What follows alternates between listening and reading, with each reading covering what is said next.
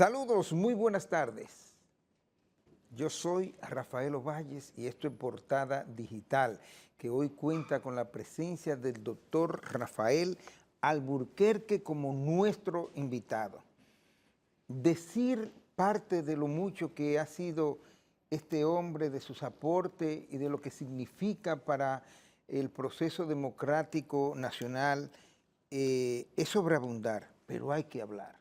Hay que decir que es un prestigioso abogado, es académico, es político. En calidad de político fue vicepresidente de la República en 2 ocasiones, pero al margen de eso ocupó otros puestos importantes. Por ejemplo, fue ministro de Trabajo y también como ministro de Trabajo fue miembro de la comisión redactora del Código de Trabajo previamente. ¿Verdad, doctor? Sí. Previamente. Y es miembro, o fue miembro del partido, presidente de la delegación dominicana ante la Organización Internacional del Trabajo. Ahí sí estuvo usted muchos años. Sí, varios años. Varios. Sí. Varios.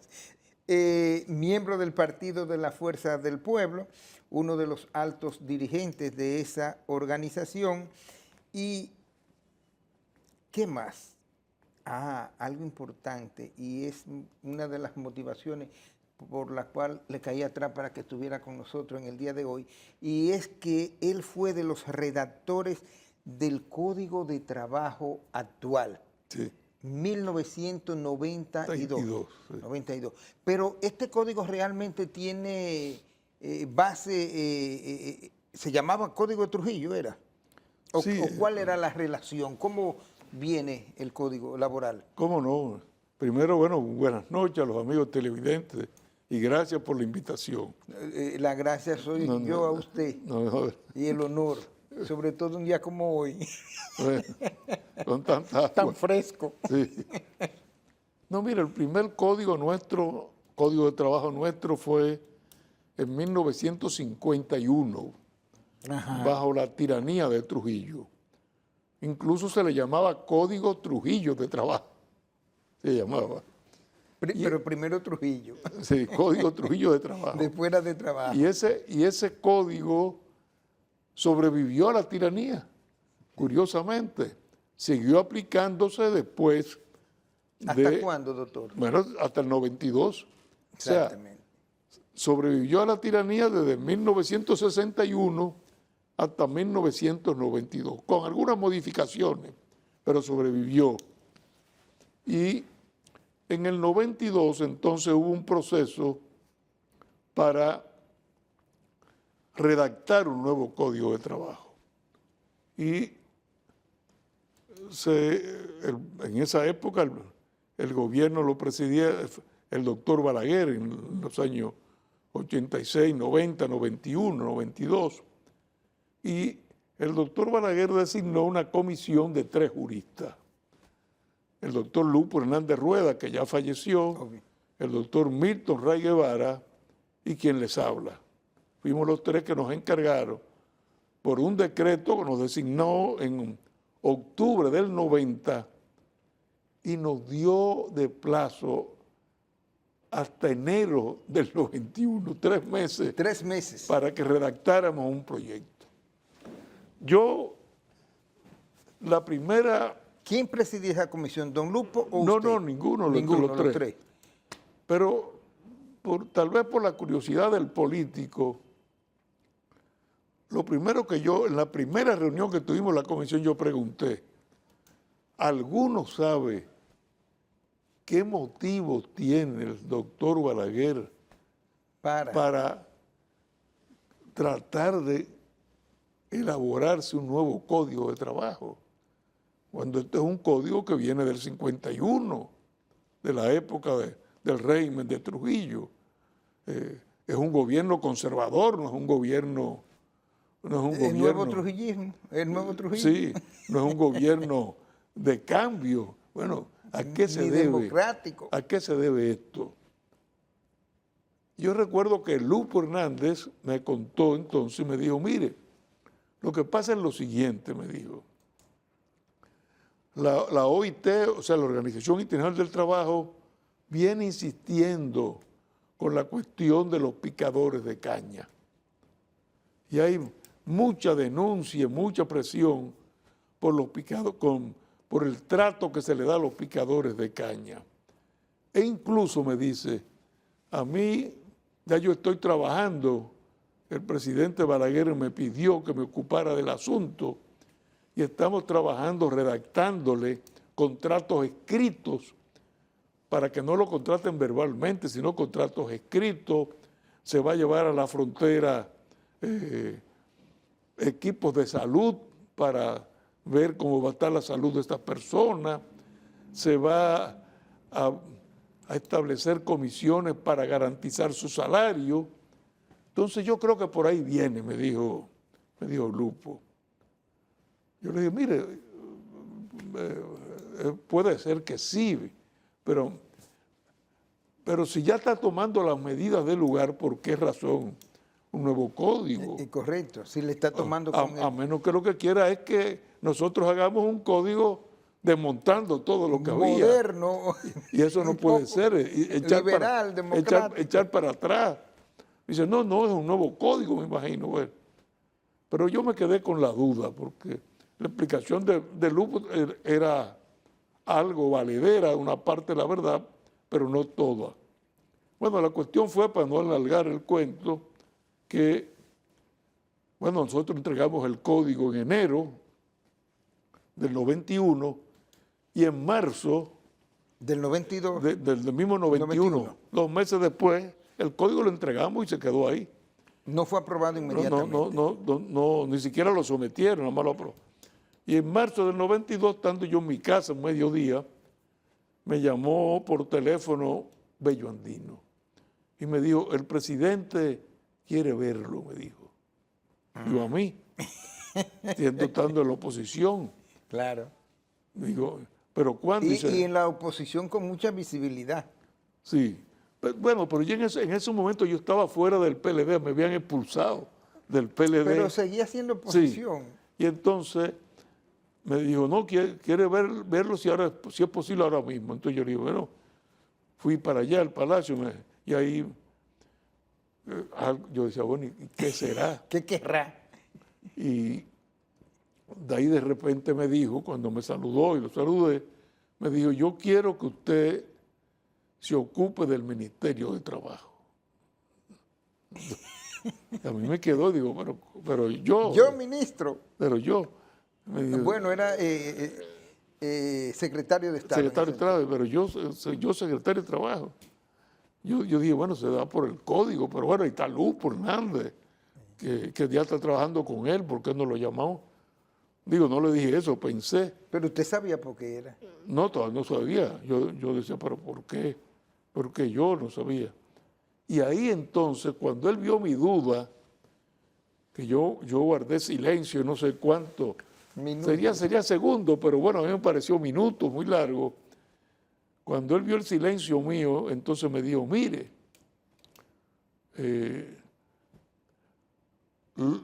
nosotros en la OIT tenemos, a mí me han dicho que usted es no solamente especialista, sino que tiene muy buenos contactos con la OIT. Le dije, sí, así es, presidente.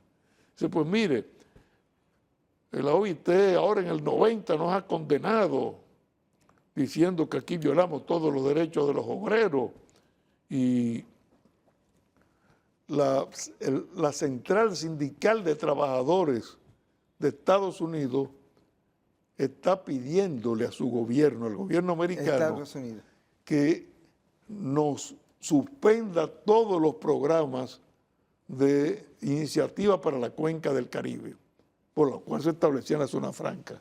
Entonces me dijo, si eso se da, se va en la zona franca.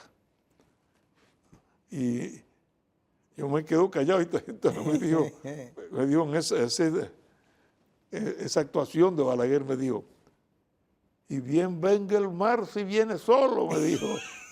Pero... porque ahora los operadores turísticos de las islas, el turismo era el turismo europeo en esos momentos, claro, están pidiéndole a los trabajadores europeos que no vayan a República Dominicana porque se violan los derechos de sus compañeros de trabajo. colapsa la República, me dijo, se va a la zona franca y se va el turismo. Entonces yo le dije, ahí entendí por qué razón quería nuevo código. Y le dije, déme 24 horas para pensarlo. Y entonces al otro día sí llamé a Bellondino y le dije, mire, dígale que sí, que voy a aceptar. ¿Por qué? Porque dije, bueno, esta es una gran oportunidad. Claro. Hay un nuevo código, ni siquiera lo ha sometido.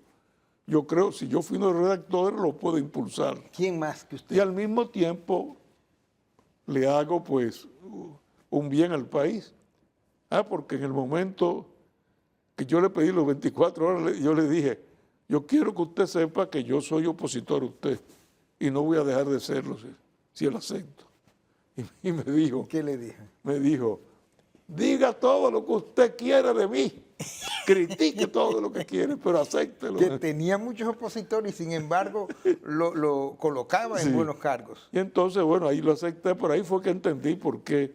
Y efectivamente, el código se dilató, el proyecto, hasta octubre del 91 para él someterlo. Y octubre del 93, entonces viene el reglamento. Lo aprobaron, se aprobó en mayo del 92 entonces, por una concertación en la cual intervino, lógicamente, el padre aquí de la concertación, Monseñor Agripino Núñez Collado, porque los empresarios se resistían, como era lógico, y ya el reglamento, bueno, pues vino ya en el 93. 2 de octubre, tengo entendido. Sí, pero ese fue mucho más fácil porque ahí no hubo mayores problemas. Una cosa muy importante que usted tocó y dice que habla de los picadores de caña, el trato que se le daba en ese momento. Ha cambiado mucho, pero ¿cómo era el trato y cómo era la condición para venir a cortar caña acá? Por ejemplo, ¿existían contratos? No había. De eso fue lo que se ocupó Lupo. ¿O cómo se lo llevaban otra vez? Simplemente era un acuerdo entre la presidencia de la República, gobierno con Duvalier, que era una tiranía. Incluso Duvalier ponía condiciones, se le retenía una parte del salario, esa parte del salario para él. Era para Duvalier. Eran condiciones de esclavitud realmente. Claro. Y luego las condiciones de existencia de vivienda no existían, sin agua, sin sanitario, o sea, era verdaderamente un trato esclavo. Y eso mejoró mucho y al final prácticamente desapareció, como es la cosa de la vida, con la mecanización del corte de la caña. Es correcto. Entonces, eso desapareció así. Entonces. De todas maneras, existe la situación, el problema dominico-haitiano, vamos a llamarla así. Sí, pero ya no tanto, ahora es por el problema migratorio. Por el problema demográfico, más que un problema laboral. ¿Usted qué opina sobre el trato y sobre la situación que se le da? Mira, el problema, como te digo, ya no es un problema de tipo laboral, es un problema migratorio de carácter demográfico. Pues somos 20 millones en la isla, probablemente en cuestión de unos cuantos años, demográficamente, pues si todos se mudan hacia acá, pues va a ser insostenible la vida aquí en este lado de la isla. Entonces, son aspectos que obviamente tienen que preocupar. No vayamos al racismo de ninguna manera. Tratemos de ayudar todo lo que se pueda a que ese país pueda arrancar. Pero en estos momentos el grave problema que tiene es un Estado fallido. Fallido totalmente. Totalmente fallido, bueno, y no hay ningún tipo de control en aquel lado. Entonces, eso sí tenemos que verlo con preocupación todos los dominicanos. Además de preocupación, ¿cuál podría ser la salida? ¿Ha pensado usted en algo en algún momento? Mire, para mí la salida sigue siendo, es un Estado fallido, no hay más salida que un control de parte de la comunidad internacional que no ha querido asumir su responsabilidad, eso es todo. Y no quiere echar a nosotros la responsabilidad del problema, y nosotros no podemos hacernos cargo. Nosotros no somos un país millonario, seguimos siendo un país pobre. Entonces, Pese a todo. pese a todo, eso tiene que ser un tema de la comunidad internacional que tiene que ser responsable. ¿Qué piensa usted, por ejemplo, ahora, cambio de época, de era, Estados Unidos, Trump, ¿cuál sería la medida que vendría desde allá? Pues habría que ver, pero no te olvides que Trump llegó a declarar que ese era un país de M, dijo. Sí, sí. O sea, un insulto a la nacionalidad haitiana, que hay que recordar que fue el primer país que se liberó de América Latina y el primer país que abolió la esclavitud en el mundo. 1804. Entonces, pero lo trató despectivamente el Claro. señor Trump. Eso hay que tener.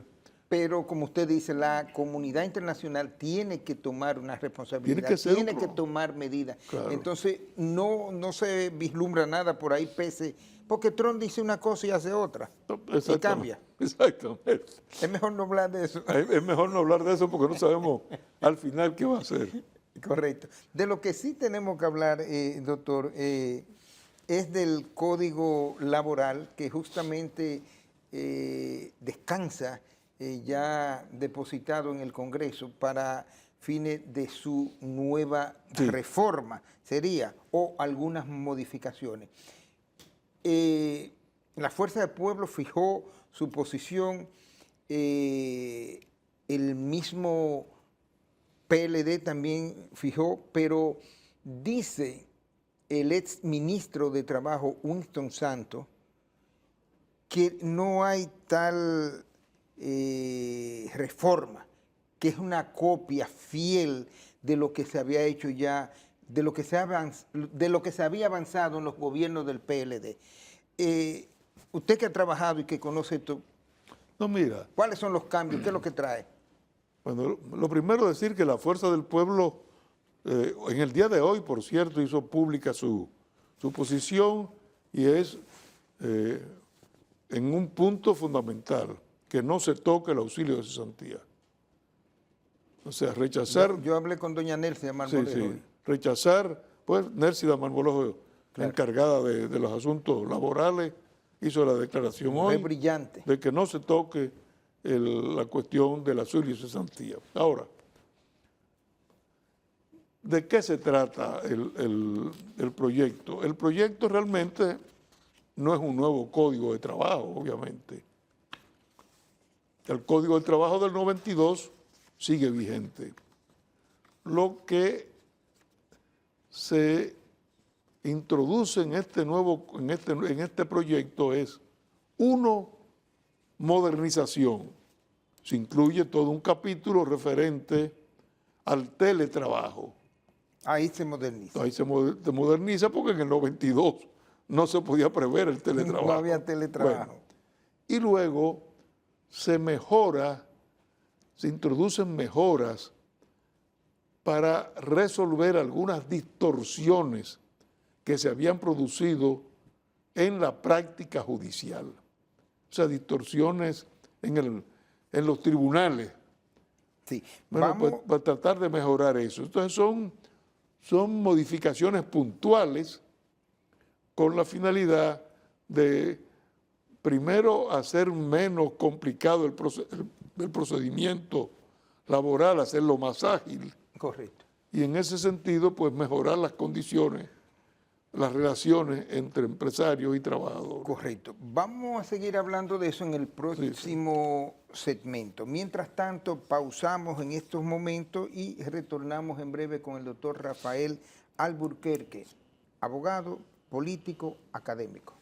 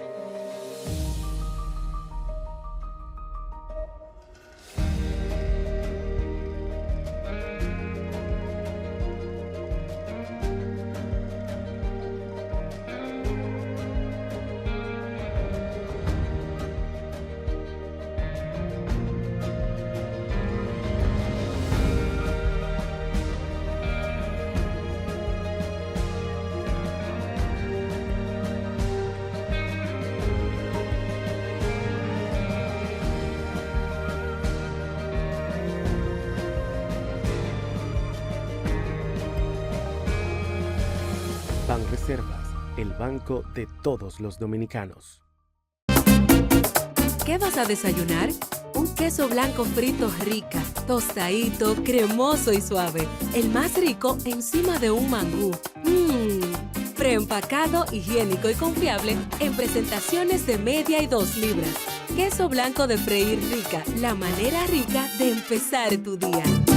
En estos 58 años, hemos sido el impulso que mueve el comercio, favoreciendo la inversión extranjera y brindando oportunidades para nuestra gente. Hemos sembrado la semilla que nos permite cosechar y exportar nuestra alegría y sonrisas propias de lo hecho en RD. 58 años siendo el apoyo incondicional de las industrias, forjadores del comercio e impulsadores de la MIPYMES. Somos el Ministerio de Industria, Comercio y MIPYMES y estamos junto a ti.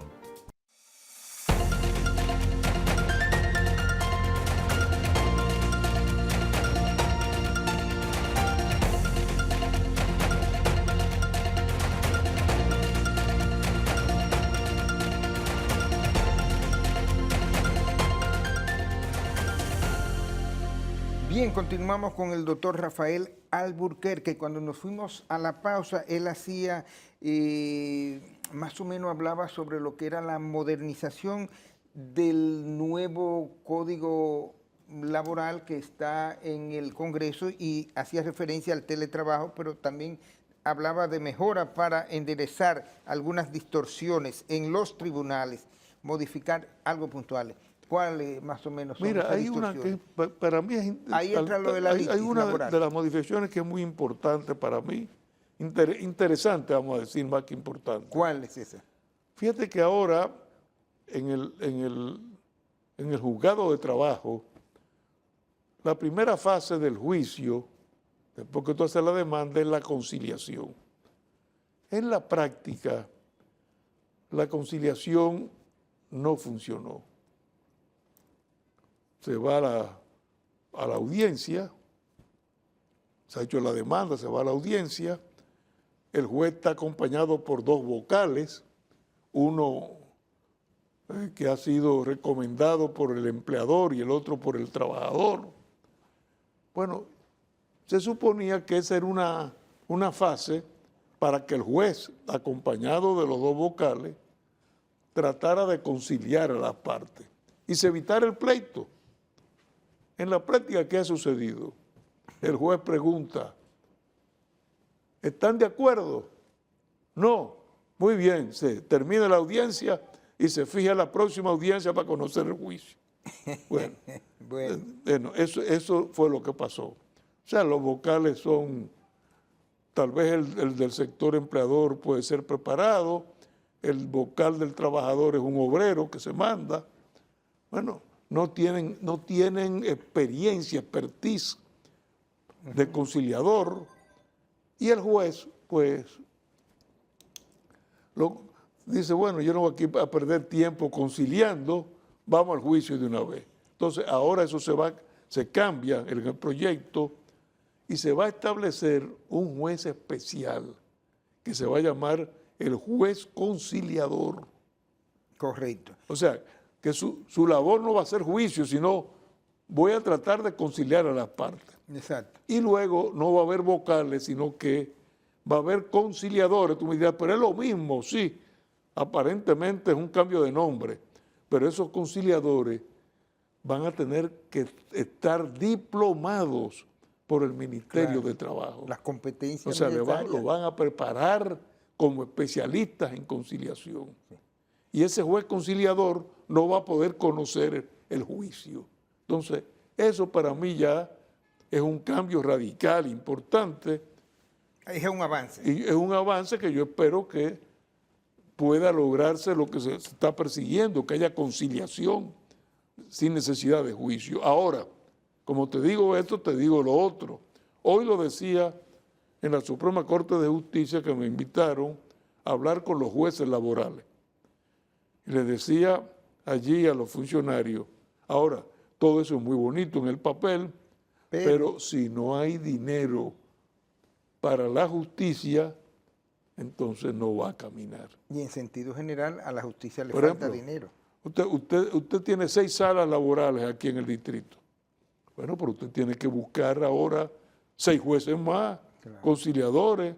Entonces, va a haber dinero para eso. Eso tiene que hablarlo los que están en el gobierno, si quieren verdaderamente tener una reforma eficaz y efectiva. En este caso, ¿quiénes están en el gobierno? El ministro. El ministro de Trabajo. Perfecto, sería la persona indicada. Claro. Correcto. Hay algo que no entendí bien porque por asunto venía en la radio de doña Nélcida Marmolejo y decía que le preocupaba mucho lo de las litis laborales, donde tiene que estar obligatoriamente presente el obrero. Pero ella dice que eso podría como beneficiar un poco al obrero, pero también lo puede perjudicar porque el patrón sigue siendo el patrón y entonces en el momento como de la litis, el patrón puede decirle al obrero que no puede ir. Algo así fue. ¿Cuál es el tema ahí? No, el tema es que para que haya conciliación tienen que estar la parte presente. Las dos partes, correcto. Entonces se obliga tanto al trabajador como al empresario a estar presente. Sí. Tal vez ella se refiere a algo que no fue acordado en el diálogo, y es que se establecía en el proyecto que debía estar presente el trabajador y el empresario, como el empresario siempre es una compañía, Claro. una empresa. Y un representante. Tiene que estar no un abogado, sino un empleado de la empresa con poderes para negociar. Y eso cuando el proyecto fue a revisión a la consultoría jurídica del Palacio, se lo cambiaron. Y dice, un representante de la empresa. Bueno, un representante de la empresa puede ser un abogado. Entonces, lo que se quería era que fuera un empleado, un alto empleado de la empresa. Ahora, eso es para la fase del juicio.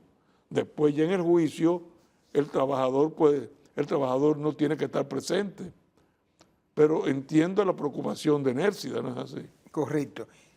Ahí, sobre eso que usted dice, es lo que hace referencia el CONE cuando habla de que hay que discutir diversas opciones para la cesantía y hace referencia también a que hay que trabajar en la redacción del código porque hay cosas que se consensuaron y que no están. Bueno, lo que yo he leído creo que está todo. Sí puede haber una mejor redacción, obviamente. Siempre las obras legislativas son perfectibles. Entonces eso le corresponde al Congreso Nacional. Que tiene sus asesores para eso, ¿no? Tiene sus asesores, perfeccionar lo que la redacción, vamos a decir. La redacción. Yo he encontrado algunos defectos, por ejemplo, en cuanto la colocación del artículo. Por ejemplo, en la parte del descanso semanal, de repente tú ves que dice, queda derogado el artículo tal. Bueno, obviamente esa disposición de derogación no se puede incluir en un tema de descanso semanal. Esa derogación tiene que ir al final de la pieza donde se habla de las derogaciones de leyes anteriores. Hay otro tema que también la cesantía se ha comido todo. Mantiene el tranque y todo el mundo habla de la cesantía como si fuera el código en sí.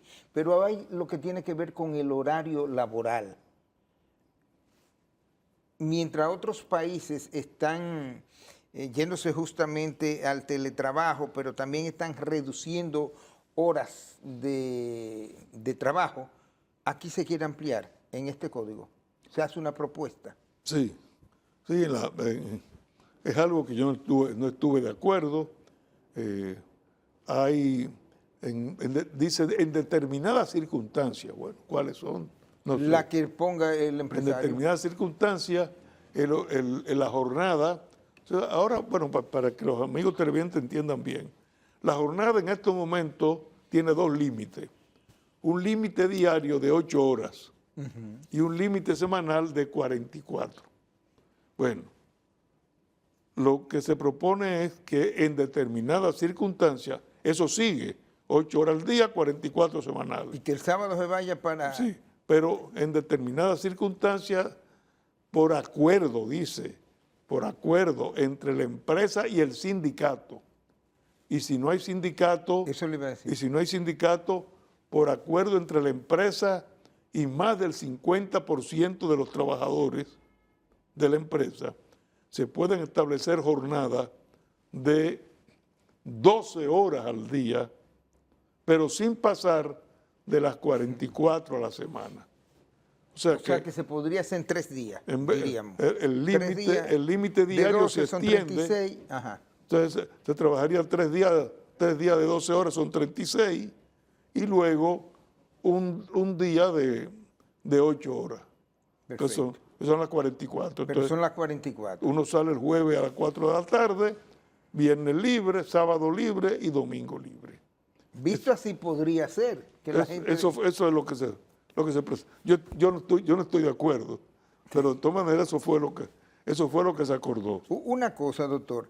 Yo lo que propuse fue, y no me lo aceptaron, al igual que los empresarios, igual que los trabajadores no aceptaron la cesantía, yo propuse y los empresarios no aceptaron. ¿Qué usted propuso? Que la jornada fuera de 40 horas a la semana, Claro. en vez de 44. Porque la modernidad en los países más... Claro. Además, la gente tiene que descansar. No, y la gente necesita... Y la tendencia es armonizar la vida profesional con la vida familiar. Exactamente. Pero no la aceptaron. Bueno, yo no puedo protestar por eso. No, y eso es una propuesta sumamente importante en estos momentos donde todo anda manga por hombro y los padres casi no ven los hijos. Sí, pues no se aceptó. Bueno, pues eso tienen que comprenderlo también los empresarios. No se le aceptó la cesantía. Perfecto. El límite de cesantía. Bueno, que pero eso es parte de la esa es parte de la concertación, del acuerdo.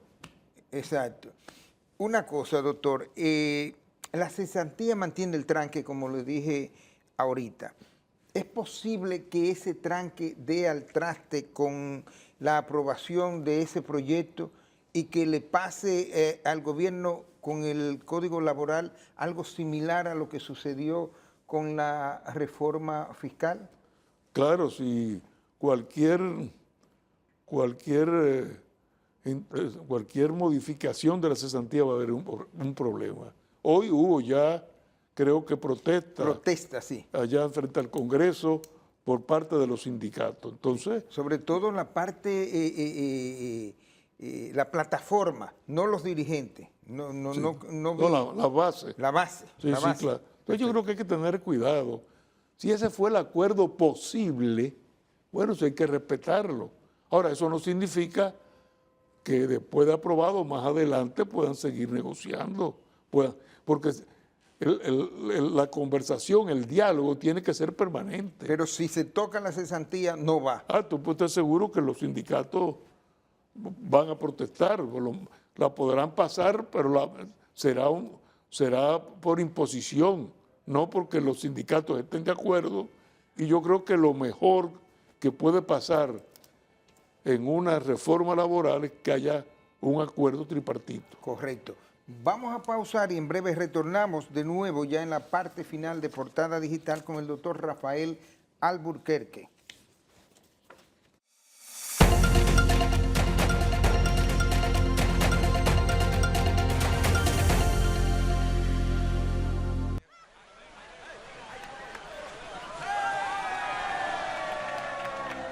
Hemos dado tantos pasos, hemos hecho sueños realidad. En cada esquina de esta tierra, ¡viva Nueva York! Vemos toda la felicidad. Oh, oh, oh. Siempre le damos para allá. Equipo que no se rinde, gente buena que da más. En cada esquina de esta bella tierra, la solidaridad es nuestro aliento. Tendiendo la mano, construyendo nuestros sueños. Los dominicanos siempre le damos para allá. En Banreservas ponemos el corazón en el crecimiento de nuestra gente, comprometidos en todo momento y ocasión en ser el banco de todos los dominicanos.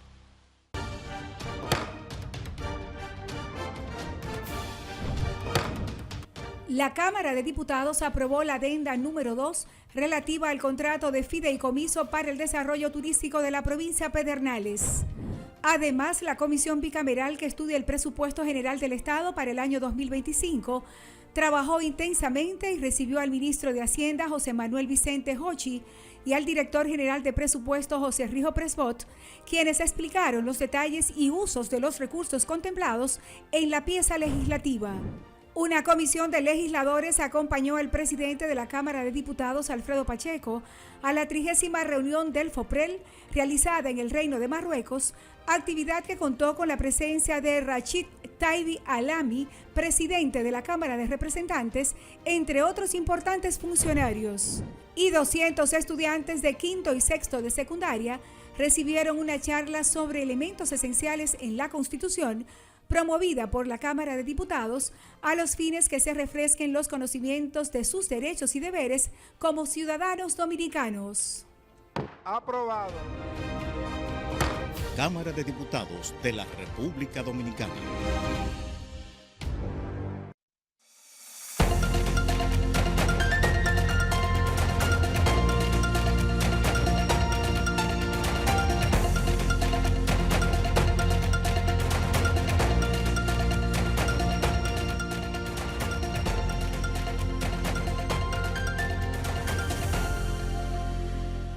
Bien, continuamos en Portada Digital con la presencia del doctor Rafael Alburquerque. Cuando nos fuimos a la pausa, hablábamos de posible, o no hablábamos, el doctor decía que posiblemente pudieran, y me corrige doctor, imponer el código, la aprobación del código laboral, y que obviamente los sindicatos se opondrían. Pero esa oposición no podría llevar, como en los años 80, 90, a las masas, a los obreros, a las calles. Eso no podría ser más, ¿cómo se dice? Más la sal que el chivo o algo así, no encaja. O sea, no podría traer asuntos sociales. Mira, evidentemente sí, puede alterarse la paz social, puede haber entonces las mismas empresas problemas, aunque yo me tranquilicé al leer el periódico esta mañana porque vi declaraciones de los senadores que están conociendo la pieza diciendo que cualquier cambio, cualquier modificación tiene que ser con respecto a lo que el acuerdo llegó. O sea, que ellos pueden trabajar dentro del acuerdo, diríamos. Dentro del acuerdo, pero no fuera del acuerdo. Entonces eso tranquiliza a uno. Y el acuerdo, como usted dice, es tripartita, o sea, es empresario, obrero, sindical. Sí, fue un acuerdo tripartito y duró para alcanzarse 2 años, desde el año 1922 hasta ahora hasta el 2024.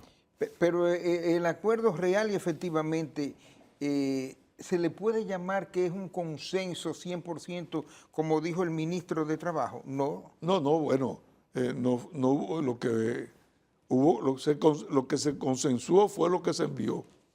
El resto no se ha consensuado, porque no hubo acuerdo de la cesantía, no hubo acuerdo en la reducción de la jornada. Entonces, bueno, son aspectos. No hay una... Entonces, eso no se mandó porque no hubo acuerdo.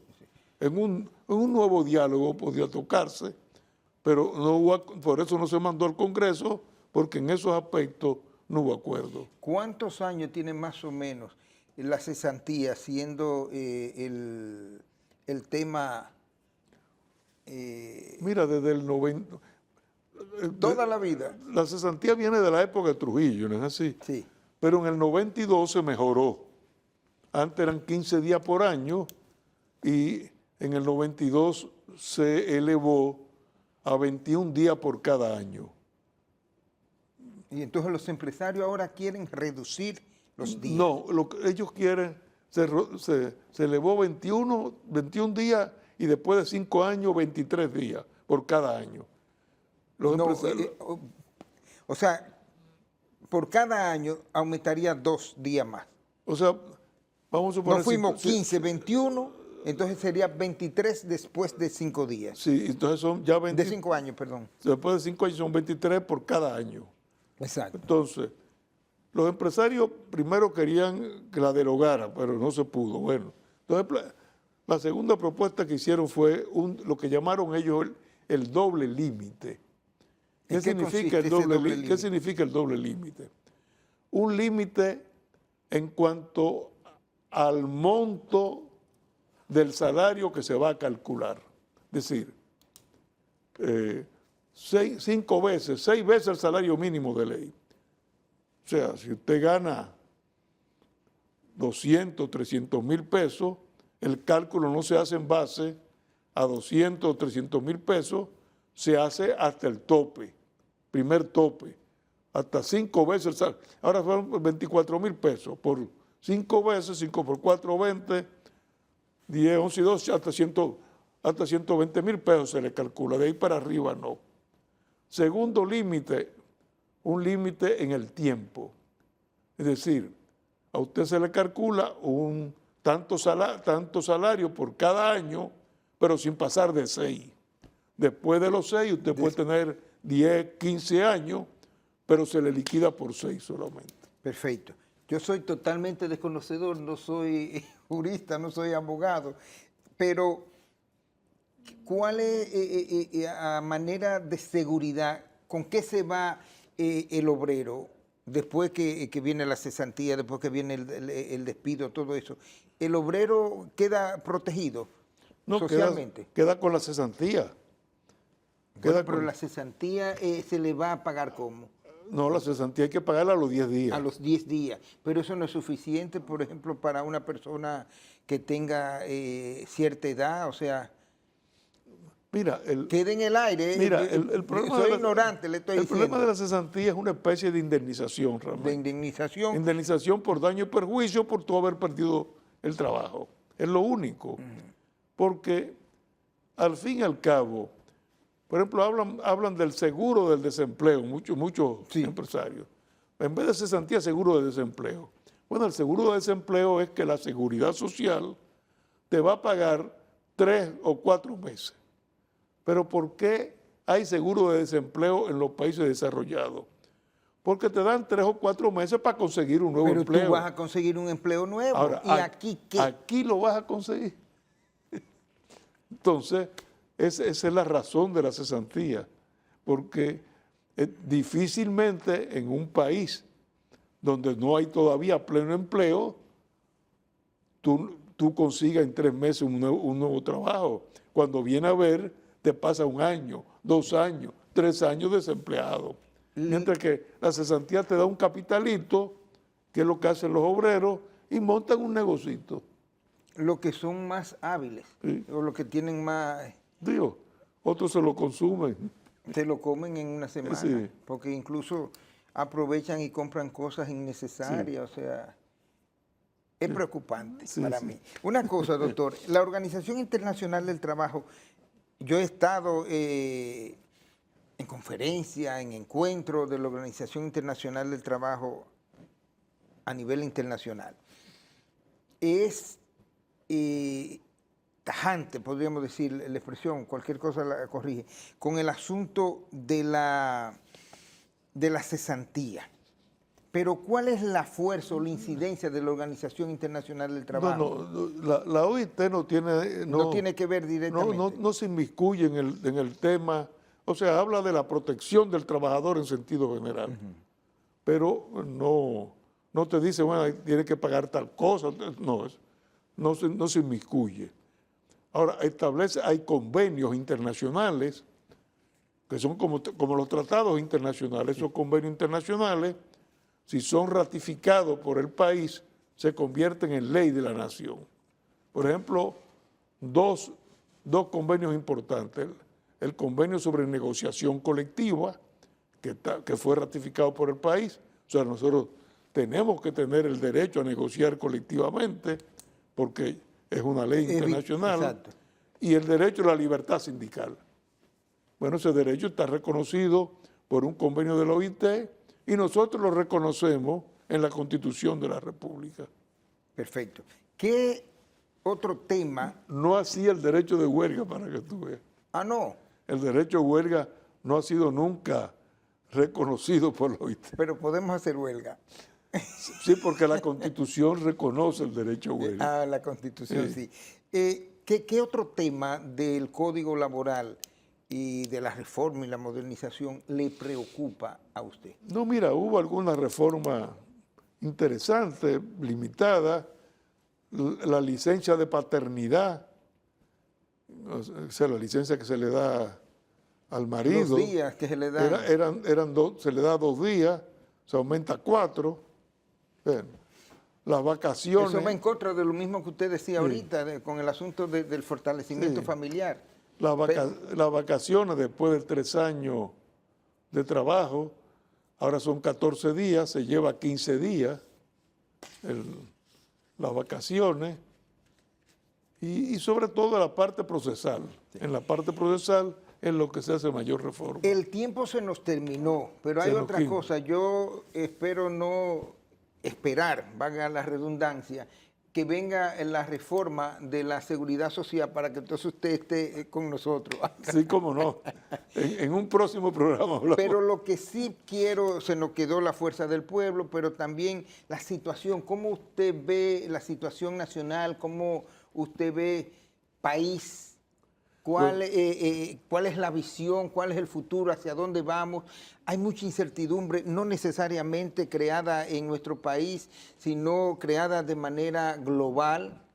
Sí, cómo no, son tiempos muy convulsos, tiempos muy de angustia, vamos a decir, para el caso de la guerra en Ucrania, en el Medio Oriente, pues son tiempos complicados. Y efectivamente la situación en el país no es buena. Hay una demostración completa de incompetencia. Lo acabamos de ver ahora en los bonos navideños. La famosa brisita. ¿Apareció usted en la brisa, cogiendo brisa? Claro, la famosa brisita navideña. ¿Apareció? Yo no sé, yo no me busqué, pero me imagino que debo estar ahí. La brisita navideña es un tsunami navideño lo que han hecho. Es una incompetencia absoluta, total. Y eso no puede ser. Son 4.800 millones de pesos que se están gastando.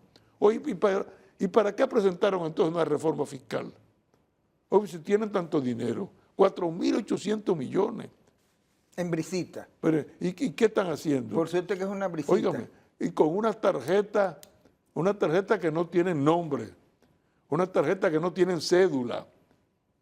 El programa nuestro, Solidaridad, que fue el que yo le iba a hablar ahí porque el que nosotros manejamos, frente, exacto. y que nosotros creamos en ese momento, que era un programa de protección social, lo han destruido. Lo que hay ahora es, en el Supérate, es un clientelismo político. En el caso nuestro, había nombres y apellidos, había cédula. Había una data. Había una data. Pero ahora el CIUBEN no sirve ahora absolutamente para nada. Hace lo que le da. El CIUBEN es el registro donde estaban precisamente los datos, las informaciones, las data. Sobre todo los datos de todas las viviendas del país. Eso ya no le importa nada. O sea, doctor, esa es una demostración clara de la incompetencia que muestran las autoridades en estos momentos. Una cosa que yo veo que le falta al país es la conciencia sobre la continuidad de Estado. Las leyes nos obligan. Por ejemplo, usted puede tener una gerencia, una administración brillante de avance, de desarrollo, y llega un Juan de los Palotes, lo ponen al frente de eso y destruye todo porque se va a hacer lo que yo diga. Sí. Ese es uno de los...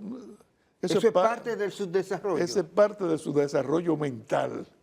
Mental. Hemos crecido en su desarrollo, nos hemos desarrollado económicamente, pero aún nos falta ese desarrollo mental. O sea, no hay continuidad en el Estado. El Estado es uno solo.